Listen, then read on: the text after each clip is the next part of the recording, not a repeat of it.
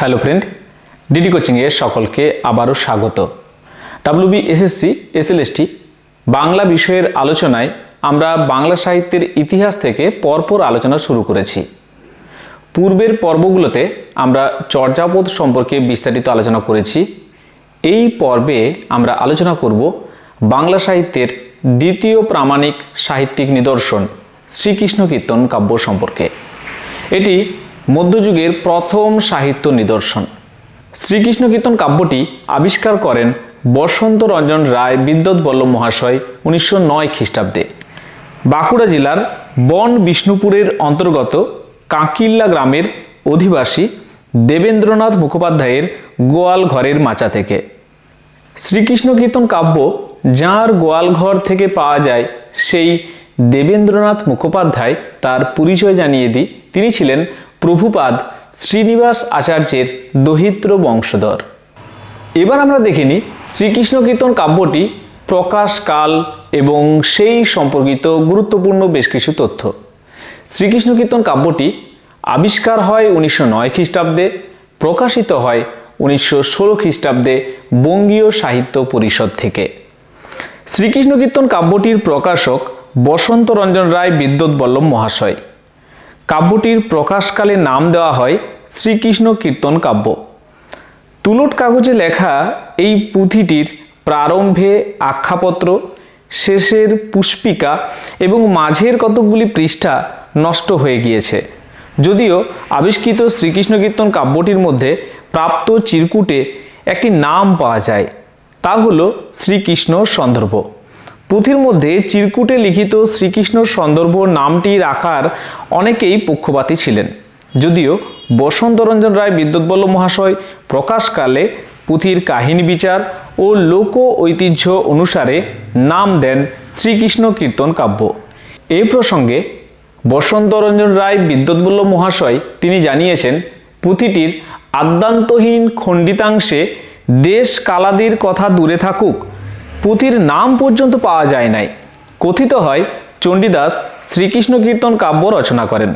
খেতুরির এক বার্ষিক উৎসবে চণ্ডীদাসের কৃষ্ণলীলা গীত হইয়াছিল, অবশ্য কীর্তনাঙ্গে।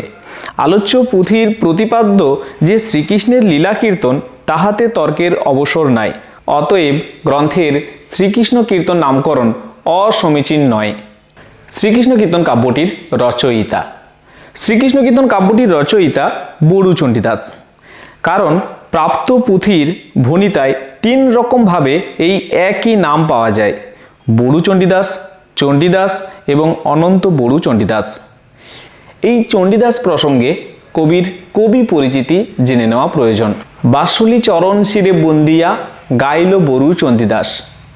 এই পংক্তি থেকে জানা যায় চণ্ডীদাস বাসুলি দেবীর অর্থাৎ চণ্ডী দেবীর উপাসক ছিলেন। চণ্ডীদাস জাতিতে ব্রাহ্মণ ছিলেন। তার বড়ু শব্দটি বটু থেকে এসেছে, যার অর্থ ব্রাহ্মণ। কবি চণ্ডীদাসের বাড়ি বাঁকুড়া জেলার ছাতনা গ্রামে, মতান্তরে বীরভূমের নান্নুরে। এবার শ্রীকৃষ্ণ কীর্তন কাব্যটির রচনা কাল সম্পর্কে দেখে নিই। শ্রীকৃষ্ণ কীর্তন কাব্যটি রচিত হয় 14th শতাব্দীর শেষ অথবা 15th শতাব্দীর প্রথমাংশে। এবার শ্রীকৃষ্ণ কীর্তন কাব্যের কিছু পরিচয় তুলে ধরা যাক।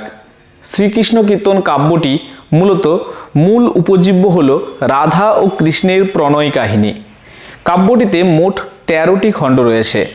খণ্ডগুলি হল জন্মখণ্ড, তাম্বুলখণ্ড, দানখণ্ড, নৌকাখণ্ড, ভারখণ্ড, ছত্রখণ্ড, বৃন্দাবন খণ্ড, যমুনা খণ্ড, কালিয়া দমন খণ্ড, হারখণ্ড, বানখণ্ড, বংশীখণ্ড ও রাধা বিরহ। 12টি অংশ খণ্ড নামে লেখা হলেও অন্তিম অংশটির নাম শুধুই রাধা বিরহ। এই অংশটির শেষের দিকের পৃষ্ঠাগুলি পাওয়া যায়নি। রাধা বিরহ অবশ্য প্রক্ষিপ্ত কিনা এই নিয়ে গবেষকদের মধ্যে দ্বিমত রয়েছে। এই শ্রীকৃষ্ণ কীর্তন কাব্যটির 3টি চরিত্র দেখা যায়: রাধা, কৃষ্ণ ও বড়াই। শ্রীকৃষ্ণ কীর্তন কাব্যটির রসের প্রাধান্য বেশি রয়েছে শৃঙ্গার রসের। শ্রীকৃষ্ণ কীর্তন কাব্যের মোট প্রাপ্ত সংস্কৃত শ্লোক রয়েছে 161টি। শ্রীকৃষ্ণ কীর্তন কাব্যে মোট 418টি পদ পাওয়া যায়। তো এই ছিল শ্রীকৃষ্ণ কীর্তন কাব্যের প্রাসঙ্গিক এবং প্রথম যে সমস্ত তথ্যগুলো জেনে নেওয়া প্রয়োজন সেই সমস্ত তথ্যগুলি। এবার তোমাদের জেনে নেওয়া প্রয়োজন শ্রীকৃষ্ণ কীর্তন কাব্যের সংক্ষিপ্ত কাহিনী, যার জন্য তোমাদের বলবো এই এন্ড স্ক্রিনে আসা ভিডিওটি দেখে নেওয়ার জন্য। সেখানে তোমরা শ্রীকৃষ্ণ কীর্তন কাব্যের কাহিনীটিকে খুব সংক্ষেপে তোমরা পেয়ে যাবে এবং সেখান থেকে অনেক গুরুত্বপূর্ণ তথ্য পেয়ে যাবে। আলোচনাগুলি ভালো লাগলে অবশ্যই লাইক এবং শেয়ার করো। ভালো থাকো, পড়াশোনাতে থাকো। ধন্যবাদ।